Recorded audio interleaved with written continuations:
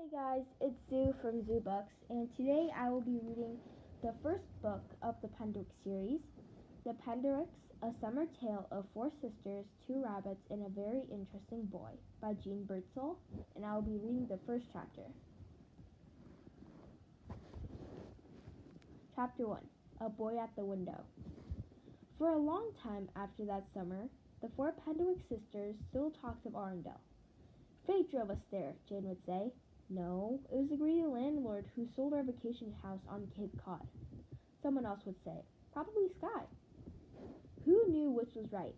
But it was true that the beach house they usually rented had been sold at the last minute, and the Penderwicks were suddenly without summer plans. Mr. Penderwick called everywhere, but Cape Cod was booked solid, and his daughters were starting to think that they would be spending their whole vacation at home in Cameron, Massachusetts. Not that they didn't love Cameron, but what a summer without a trip to somewhere special? Then out of the blue, Mr. Penderwick heard through a friend of a friend about a cottage in the Berkshire Mountains.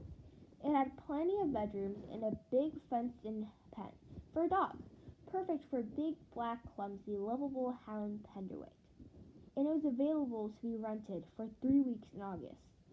Mr. Penderwick snatched it up sight unseen. He didn't know what he was getting us into, Patty would say. Rosalind always said, it's too bad Mommy never saw Arundel. She would have loved the gardens. And Jane would say, there are much better gardens in heaven. And Mommy will never have to bump into Mrs. Tifton in heaven, Sky added to make her sisters laugh, and laugh they would. And the talk would move on to other things, until the next time someone remembered Arundel. But all that is in the future. When our story begins, Patty is still only 4 years old. Rosalind is 12, Sky 11, and Jane 10. They're in the car with Mr. Penderwick and Hound. The family is on their way to Arundel, and unfortunately, they're lost. It's Batty's fault, said Sky. It is not, said Batty. Of course it is, said Sky. We wouldn't be lost if Hound hadn't eaten the map, and Hound wouldn't have eaten the map if you hadn't hidden your sandwich in it. Maybe it's fate that Hound ate the map. Maybe we'll discover something wonderful while we're lost, said Jane. We'll discover that when I'm in the back seat for too long with my younger sisters, I'd go insane and murder them, said Sky. Steady, troops, said Mr. Penderwick. Rosalind, how about a game? Let's do I went to the zoo and I saw, said Rosalind. I went to the zoo and I saw an anteater. Jane? I went to the zoo and I saw an anteater and a buffalo, said Jane. Batty was between Jane and Sky, so it was her turn. Next. I went to the zoo and I saw an anteater, a buffalo, and a kangaroo. Kangaroo starts with a K, not a C, said Sky. It does not. It starts with a C, like cat, said Batty. Just take your turn, Sky, said Rosalind. There's no point in playing if we don't do it right. Rosalind, who was sitting in the front seat with Mr. Penderwick, turned around and gave Sky her oldest sister Claire. It wouldn't do much, Rosalind knew. After all, Sky was only 1 year younger than she was, but it might quiet her long enough for Rosalind to concentrate on where they were going. They really were badly lost. This trip should have taken an hour and a half, but they'd already been on the road for 3. Rosalind looked over at her father in the driver's seat. His glasses were slipping down his nose, and he was humming his favorite Beethoven symphony, the one about spring. Rosalind knew this meant he was thinking about plants. He was a professor of botany, and said about his driving. Daddy, she said, what do you remember about the map? We're supposed to go past a little town called Framley, and then make a few turns and look for number 11 Stafford Street. Didn't we see Framley a while ago? And look, she said, pointing out the window. We've been past those cows before. Good eyes, Rosie, he said. But weren't we going the other direction last time? Maybe this way will do the trick. No, because all we saw along here were more cow fields, remember? Oh, yes.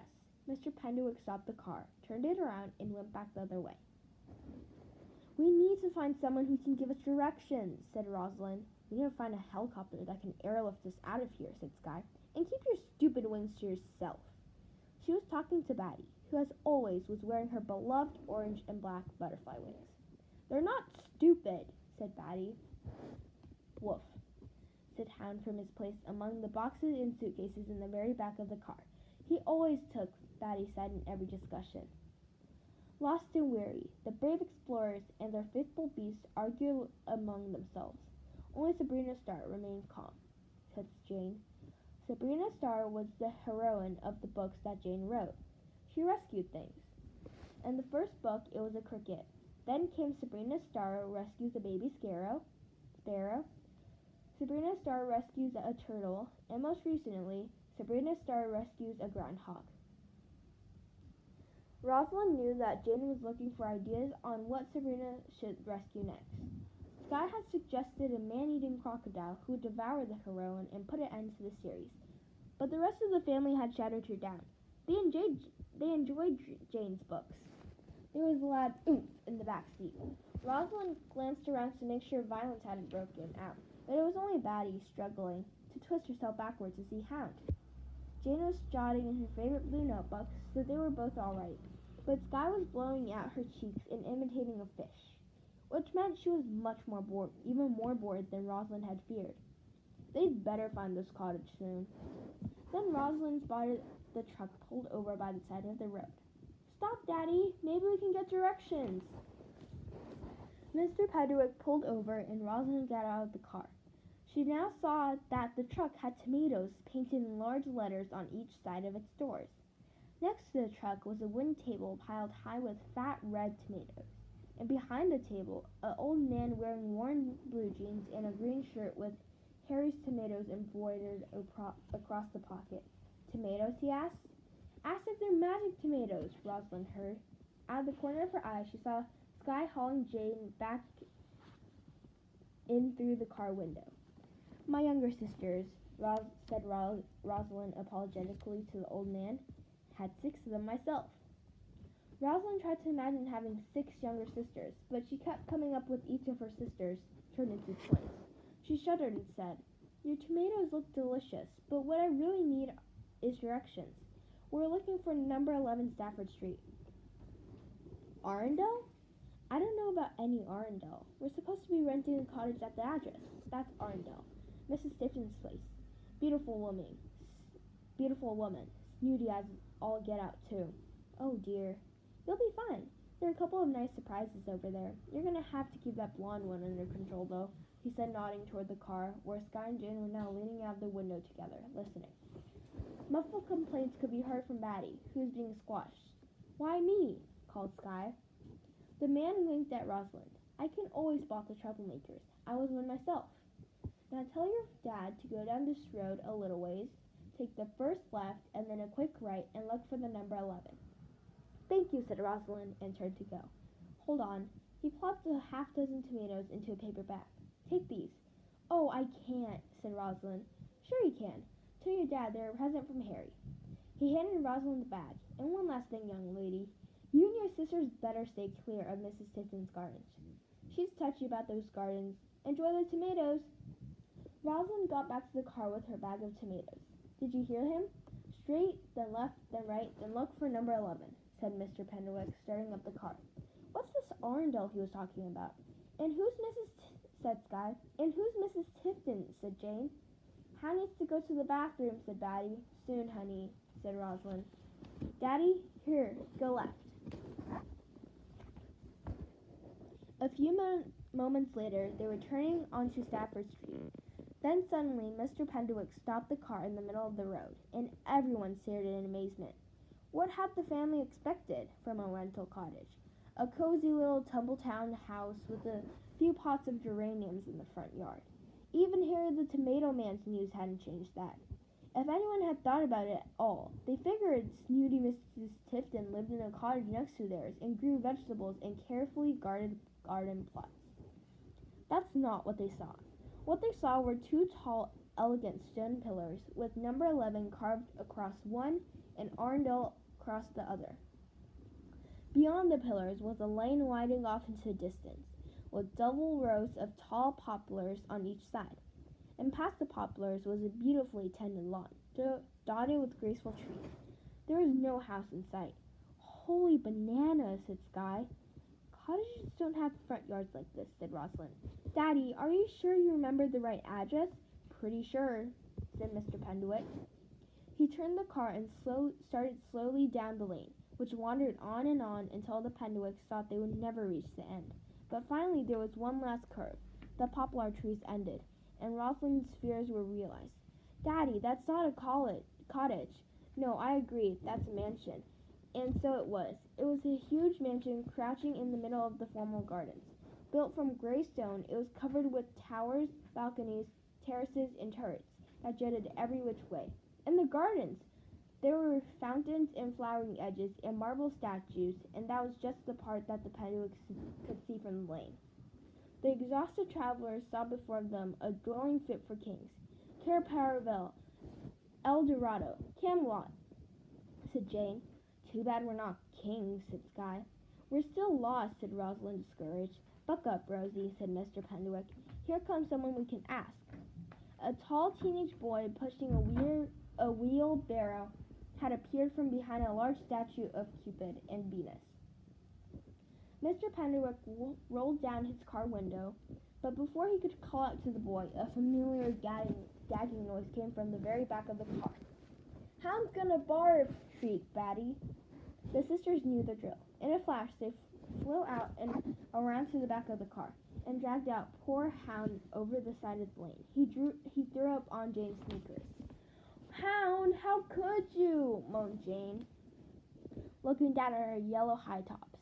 But Hound had already wandered off to inspect a bush. This isn't as bad as the time he ate pizza out of the garbage can, said Skye. Batty crouched down to inspect the mess. There's the map, she said, pointing. Don't touch it, Rosalind exclaimed. And Jane, stop shaking your sneakers. You're splashing it around. Stand still, everyone, until I get back. She ran over to the car for paper towels. The teenager with the wheelbarrow had come over to the driveway, and Mr. Penderwick had gotten out of the car and was talking to him. I see there's some Linnaea Borealis around the drive. Odd place for it, but I'm particularly interested in Cypripedium arietinum, if you know of any good places to hunt for it. I like swampy land, some shade. Rosalind ducked her head into the back of the car and rooted around among the luggage. Her father was talking in Latin about plants, which meant he was happy.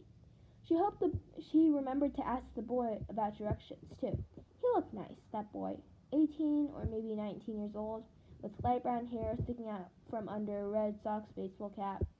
Rosalind peered from around the car and sneaked a look at the boy's hands. Her best friend Anna always said that you could tell a lot about people from their hands. The boy was wearing gardening gloves.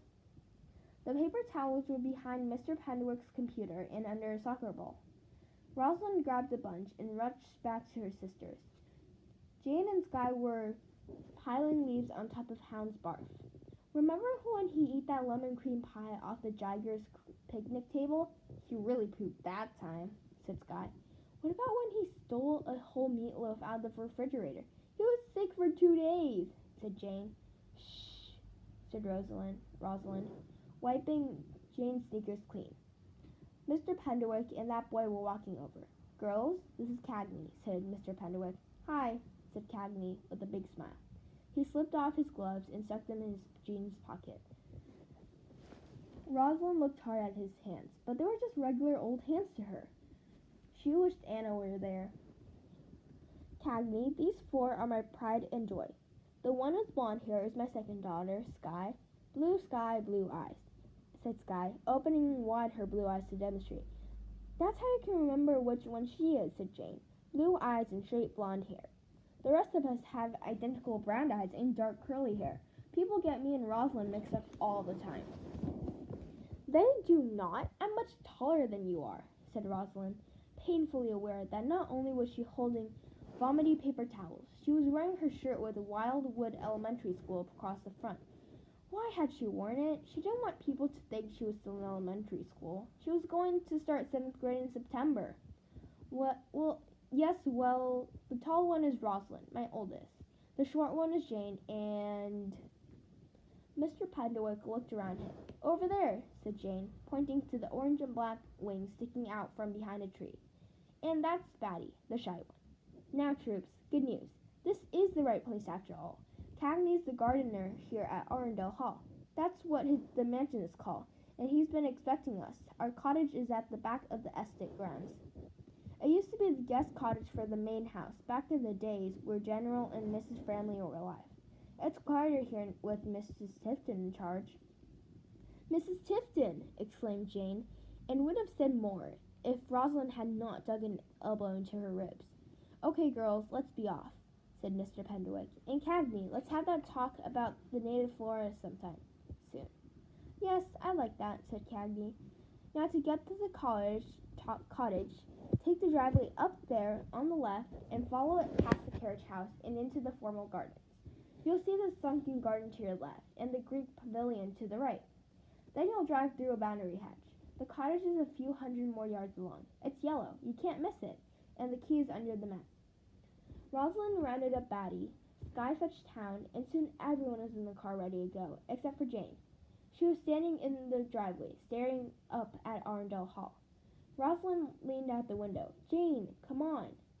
Jane reluctantly turned away from the mansion. I thought I saw a boy in the window up there. He was looking down at us. Sky leaned across Batty, flattening her, and looked out Jane's window. Where? Up there, said Jane, pointing. Top row, on the right. No one's there, said Sky. Get off me, said Batty. Sky settled back into her own seat. You imagined him, Jane. Maybe. I don't think so, said Jane. But whether I did or not, he's given me a good idea. That's it for today's video, and that is chapter 1 of the first Penderwick book series. And I hope you guys enjoy it. Please comment down below, anything, some feedback. That'd be great. And also, please comment down below what book series you want me to do next.